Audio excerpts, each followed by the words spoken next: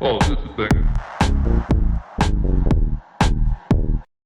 Hello, everyone, and welcome back to the FPL Banger Show. My name is Siva, and I'm joined by Sam.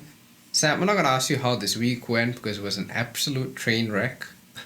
Uh, you got, I think it was 51 points. I got 41. I did decent, I think. Yeah. Yeah, you had a bit more luck because you're less templatey than me, and I'm a slave to the template. So I went down with the template.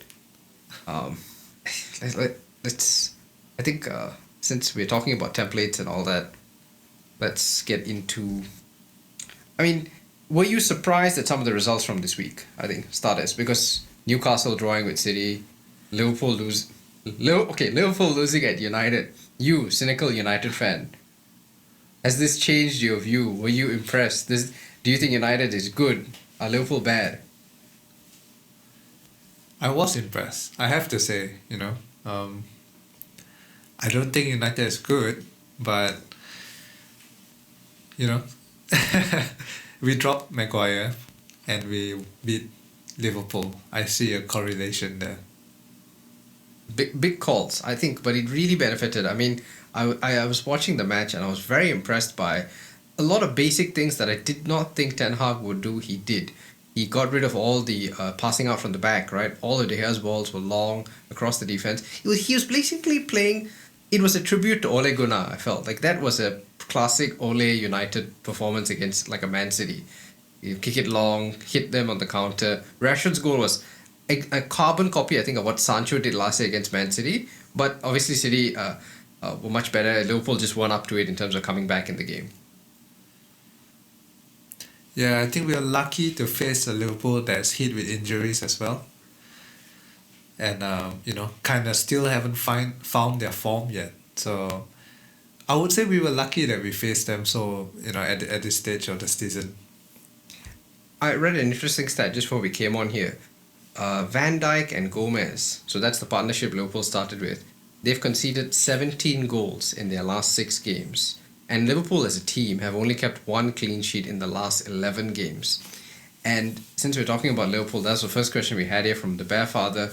What are markers we should be looking for in case of downsizing premium defenders to cheaper ones and 5 and under players, for instance? Or is the panic right now just being driven by sunk cost fallacy? I thought it was interesting to sort of link that to United because the Liverpool result has sort of been one of the biggest issues for us this season, right? Liverpool have not kept a clean sheet. They've conceded in every game and we're paying 14 million in some cases for Trent and Robertson. Is this panic something that you see as a long-term issue or it is just once a week, we just got to get over it, chill, relax, don't stress? I think with the way Liverpool are playing right now, I would not have double Liverpool defenders. You have to read the form as well, and just as a team, they're not doing well. Maybe some key injuries here and there, not having Matip or Konate fit, having to play Joe Gomez, things like that. I would strongly consider to sell one of my Liverpool defenders if I have 2. If you only have 1, I would consider it as well, but I think most of us have more pressing issues in our team. But if your team is great and the Liverpool defender is your only problem, then I definitely would sell right now. They just don't look good.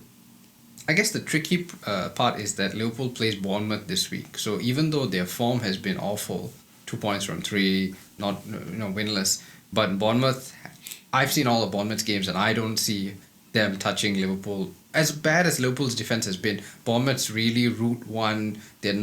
I don't think they're going to threaten for possession of the ball at Anfield.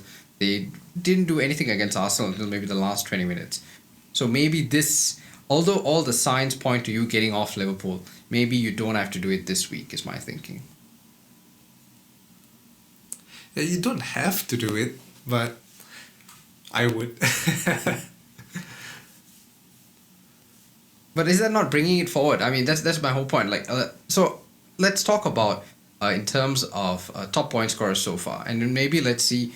A lot of people, we did get questions, and a lot of people on Twitter talking about a Game Week 4 wildcard, and I had no interest in wildcarding on Sunday night. I looked at my team, it looks brilliant. Even on Monday after all the stuff happened, look at the fixtures. I think if you've got, all of us have got sort of the similar players, right? Let Chelsea have a home fixture against Leicester. You've got Liverpool against Bournemouth, City against Palace, and Arsenal have Fulham. All of these home fixtures, so it looks like a really nice week for us. Spurs travel to Forest, also a really good game. But you look at the top scorers, and they're not the template players, are they, right? We've got it on the screen now. Rodrigo at 35 points. He's 10 clear of everybody else. De Bruyne, Jesus, Tony, Gross, Harrison, Haaland, Martinelli, Salah, Odegaard. Only 3 players of the template are there, right? Martinelli, Salah, and Jesus. Everybody else here is not template. So, coming back to the earlier question, right? How much of this is real? How much of this is something we should actually be taking notice of? Or how much of this is just, it's a fluke, it's only been 3 weeks? Yeah, I mean, just like you say, it's only been 3 weeks. Some players, have a little run of form. I would think Pascal Gross could be one of them. Historically, he's not a big point scorer in FPL. Little run of form, 3 weeks, get some good results. You're top of the point scorers. But over the course of, half a season, a whole season, you would expect the premium players to come up. I'm just going to mention, though, that way back when we did the preview podcast, I did say something. I did say that premium defenders is not the way to start the season. Yeah, you did, but you also have Robertson, mate, so it balanced itself out, Yeah, but I only have one, That's true. You did only start with I didn't double Trent and Robbo. Yeah. Yeah, that's fair. And to come to, we had the question there, I think it was from FPL Puzzler, about Koulibaly being out for Chelsea. Are you worried about Chelsea? Because I was very concerned. Like, first of all, I mean, I don't understand. This man has won a Champions League with Reece James at right wing back. Why does he insist on playing him at centre back every freaking week? Like, there was no reason this week to do so. There was no supposed threat on that right flank or anything like that. He put his best player at right centre back, and James didn't have a great game. By the time they got him to right wing back, the game was lost. Whereas last week against Spurs, he still had time to affect the game. No Koulibaly next week against Leicester. I am kind of worried. No Kante. Kovacic may or may not be back. I'm scared for Chelsea, and I'm scared because I obviously have now double Chelsea defense. Yeah, I am too as well. Although I just took a -4 for James, so I'm not taking him out this week. Just gotta ride it out. But I am worried. However, just like you say, maybe Tuchel notices that maybe I should start playing James as right wing back. He hasn't noticed it up to this point. And the right wing back is not. Yeah, but without Koulibaly, I mean, they can get by.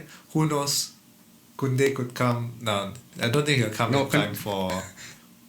What, if the registration at Barcelona doesn't take? Sorry, not Koundé.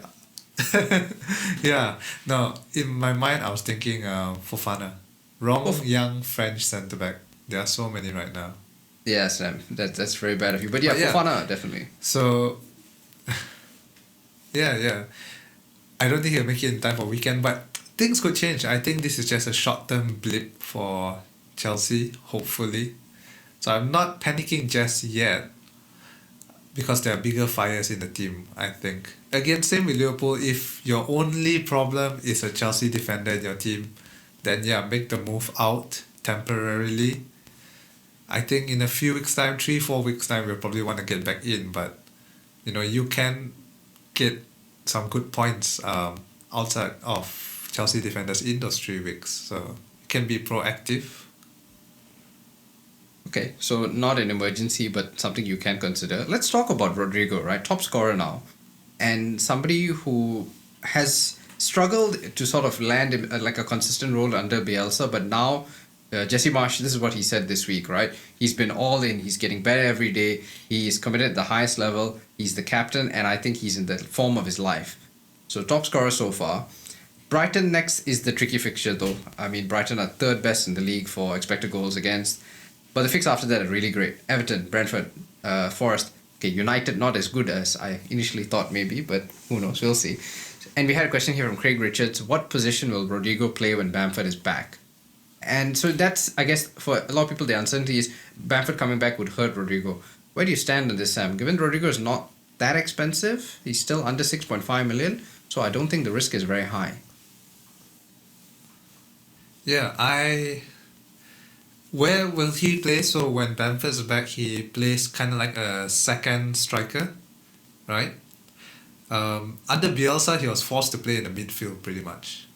But right now, under Marsh, it seems he's second striker. But while Bamford is out, he is the main striker. Midfielder in FPL, so all out of position asset or OP, so very valuable. Cheap, in good form. I wouldn't say all in on Rodrigo, but I'm probably bringing him in this week. Now, Bamford, has well documented injury issues. He may be fit this week, but maybe not fit enough to start. They may be more cautious with him because he has. How many times has it been that he gets injured really soon after he's back?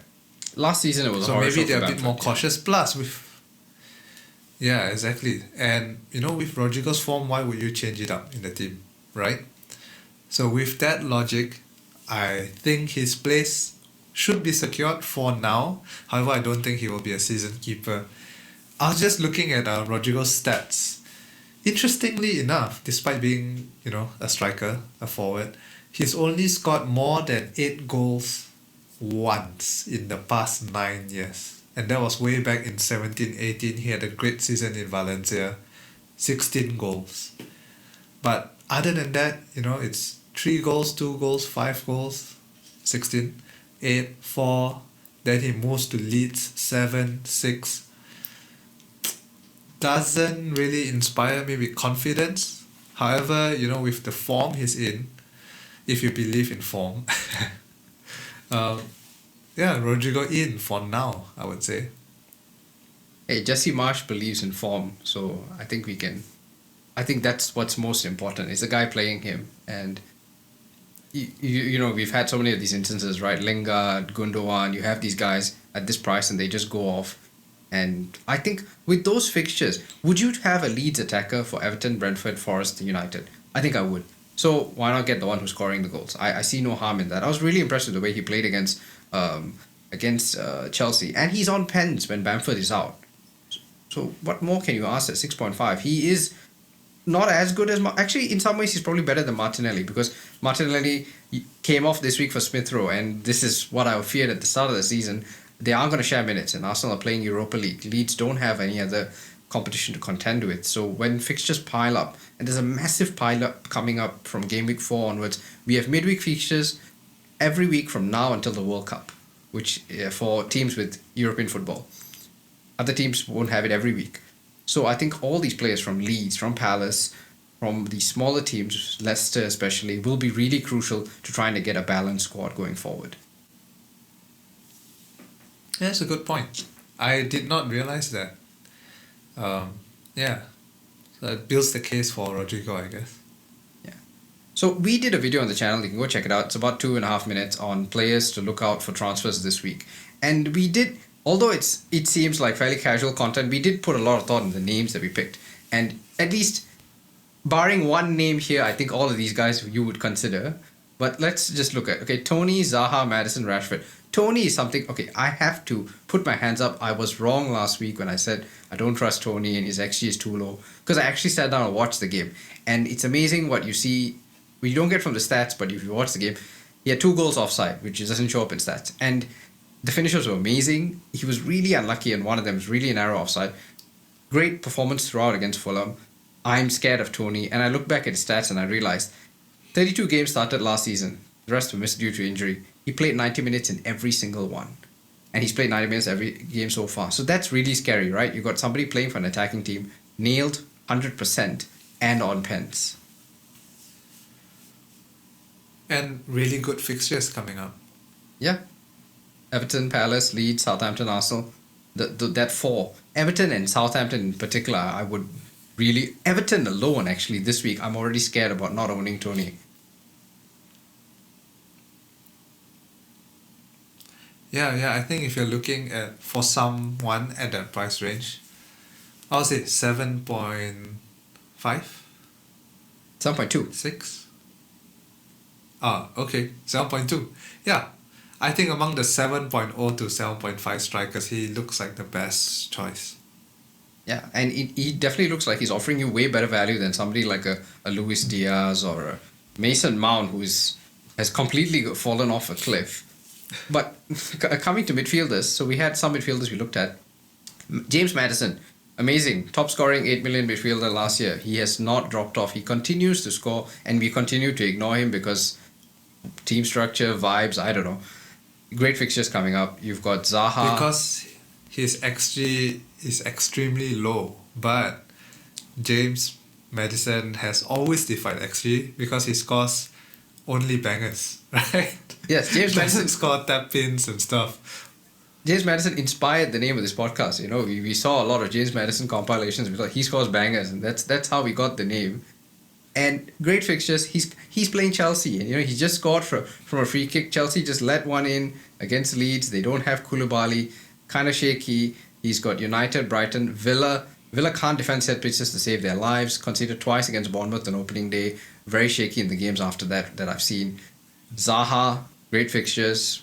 Even City, okay, bad fixture on paper, but he scored there last year. And it's the kind of fixture where you can see Zaha, you know, hanging on the counter, scoring that one chance. And Marcus Rashford, Sam, I was really impressed. Were you not impressed by how well he played against Liverpool? His first good game in half a year. So I was impressed against Liverpool, but he needs to show more before I even consider him in my team, man. Okay, but apart from Tony, right, any other names here that you would take, or any other names on your mind, you know, apart from these guys?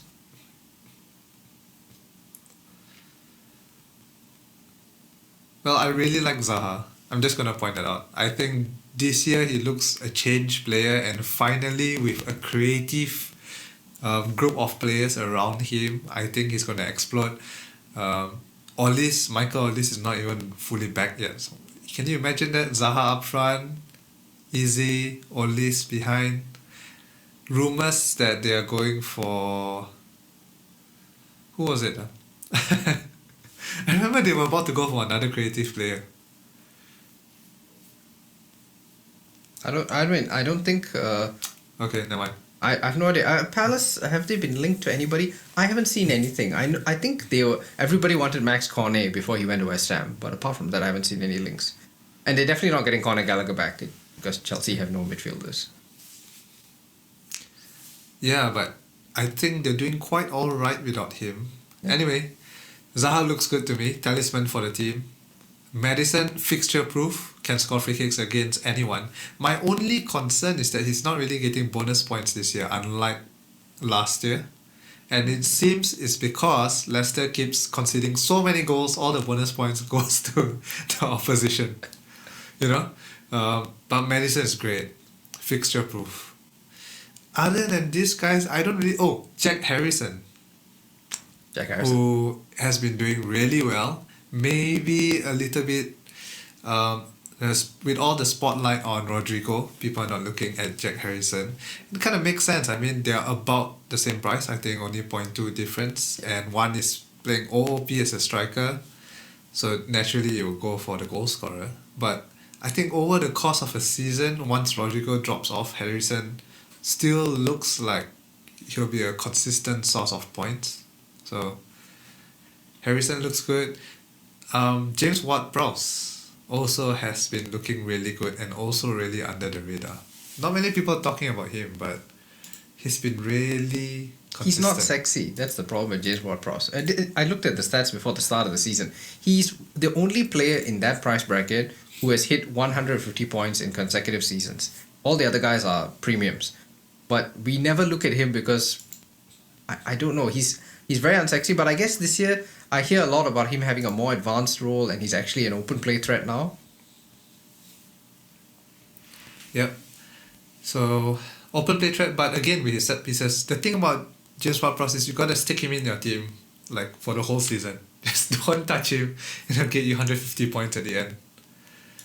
Gundogan, I don't know if it's templatey, if it's I don't think so. Said about him, but I did mention in the first game week, I think that he's getting into late runs into the box and scoring, getting into goal scoring positions. True enough, he scored in game week 2 and game week 3. I don't see that stopping in game week 4. However, there is the concern of rotation in game week 5 with a midweek game, you know. But I like Gundo. I think this year could see another breakout year for him. Okay, so with all those names, right? Let me try and explore the concept of a wildcard without committing to it, because I'm very open-minded about these things. I'm quite relaxed. Because we both have good teams going into this week. Most people will. No one needs a wildcard. And I think one of the issues with wildcard this year is because pricing is so messed up, it's too cheap. I've come to that realization.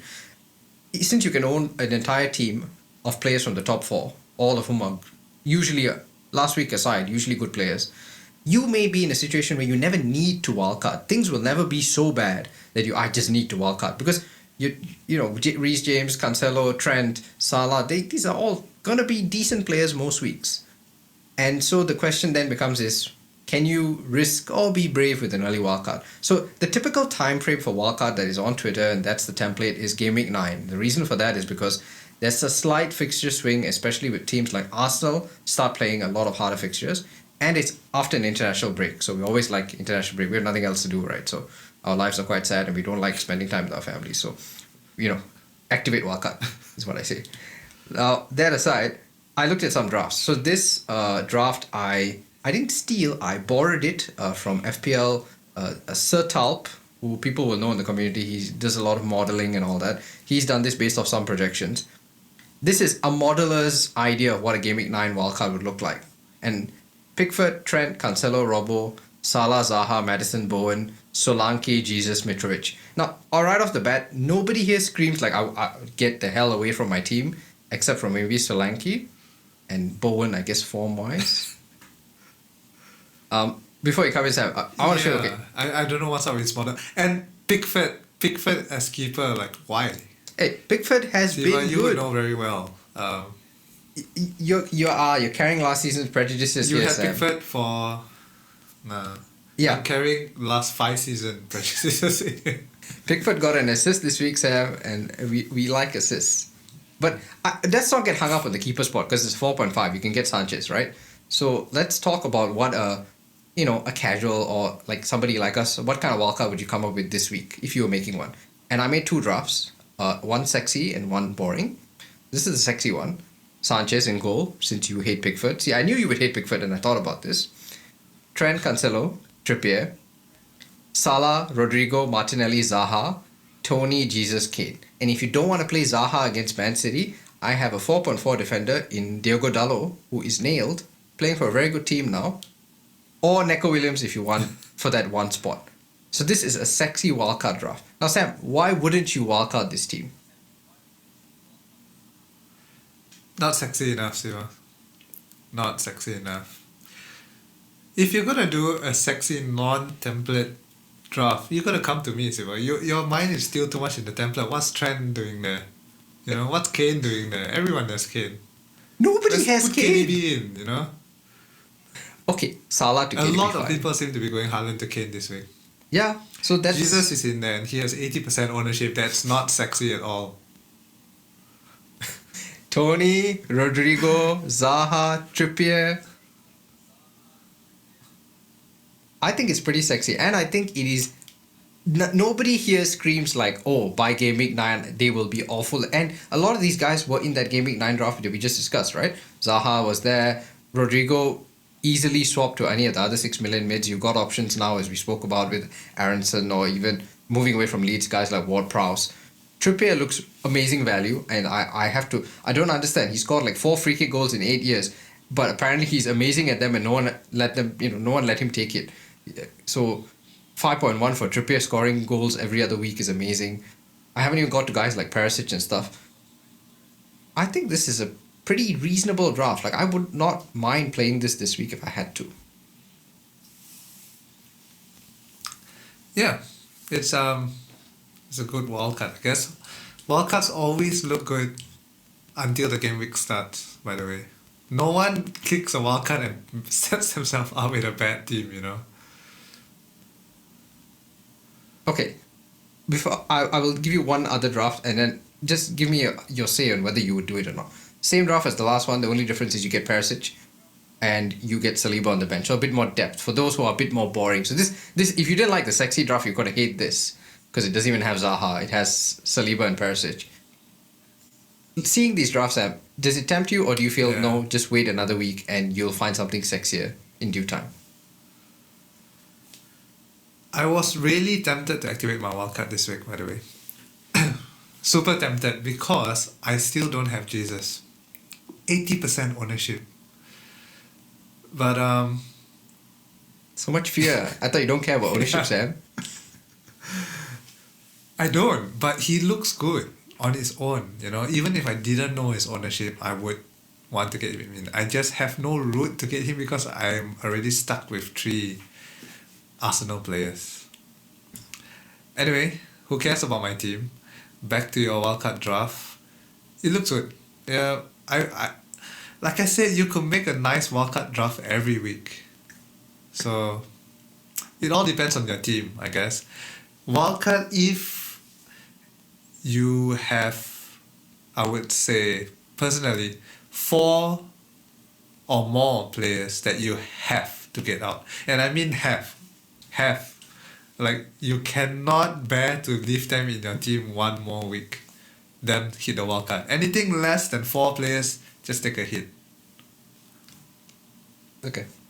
I'll leave it there. But I think, and you can see the draft later. I mean, if you want to go online and watch the video, you can see the draft. I think you will never hit a point this season where you will want to get 4 players out because the pricing is just too easy. It's just too good. You have Ivan Perisic at 5.5. That's ridiculous, right? 12 points this week. It could have been way more. If he plays every week, we're screwed. Trippier is 5. 5 million. But he's not. That's the thing. Perisic is definitely not going to play every week once the midweek fixtures come on. Yeah, but so that's when it gets interesting, you know?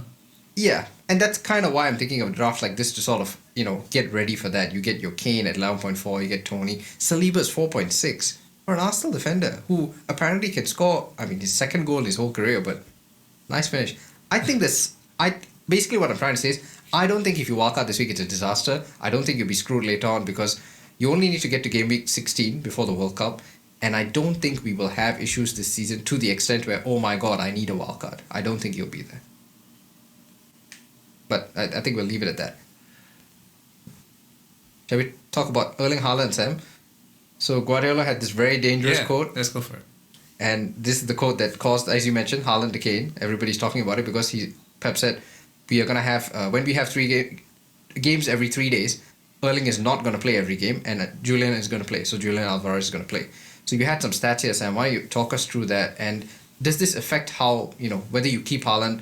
A lot of people want to sell this week. They want to get ahead of this. Do you agree with that? So, I looked through... Oh, okay. Firstly, obviously, the quote worried me as it probably worried every other Haaland owner in FPL. So I decided to check back, Okay, if Haaland doesn't start, but he comes on, and I know the quote says Erling is not going to play every game. However, could be, translation, language barrier thing.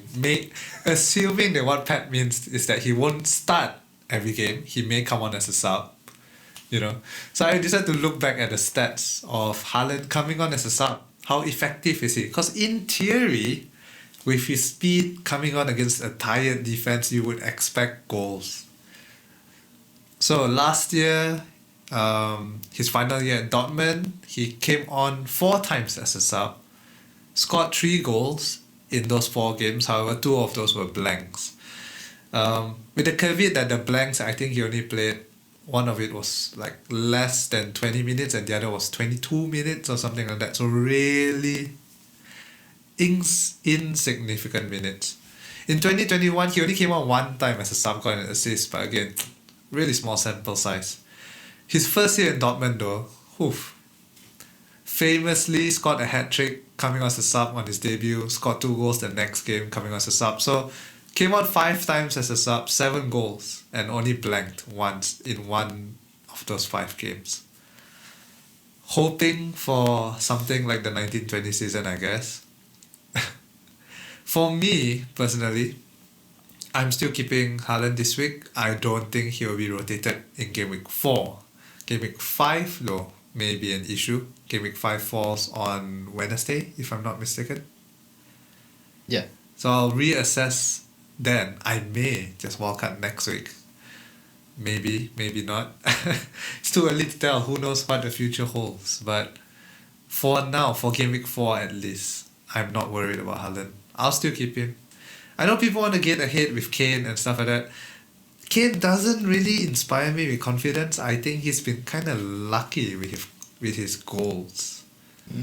Interesting. So, yeah, both of it from set pieces, right?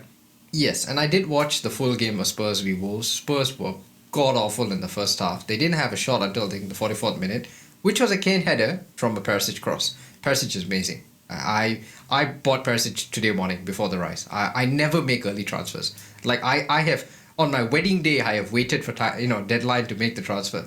But I made it today because I just saw Perisic and I thought, I don't want to risk him starting. I know the risk of him not starting, but I can't risk it. With Kane, I agree with you. He has not looked like a 12 million asset or 11.5. Haaland looks levels above. It doesn't show maybe in the goals, but when you look at the games and you look at the underlying stats, even XG Haaland's way above. But I can see the temptation because you said game week 5, Sam. Game week 5 is a midweek fixture. City don't play on the first day. If he gets rotated, you're kind of screwed. But that's where your stats come in and he looks like a pretty good sub. So I guess you don't stress out about it.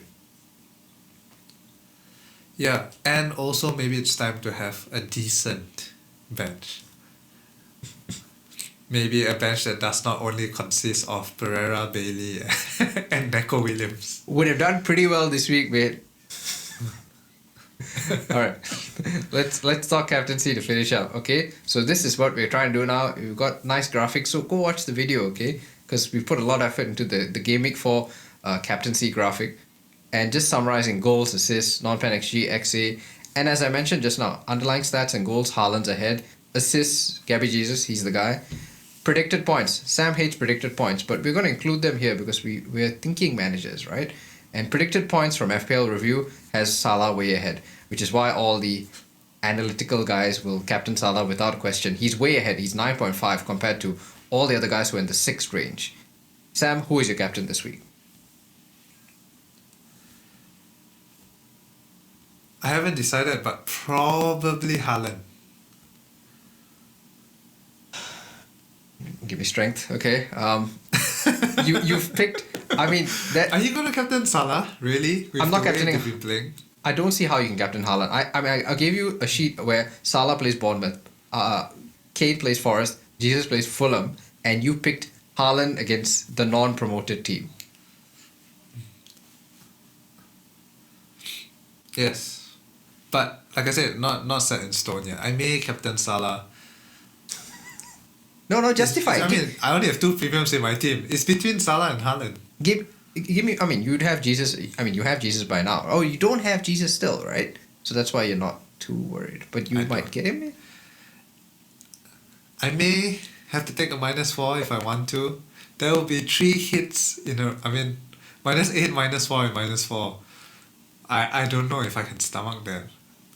But okay, let's pretend. You know, I don't know. Step away from your own team, though. Do you really believe, hand on heart, that Haaland is the best captain this week? And if so, why? City are the best team, aside from Arsenal, who are top of the table, I guess.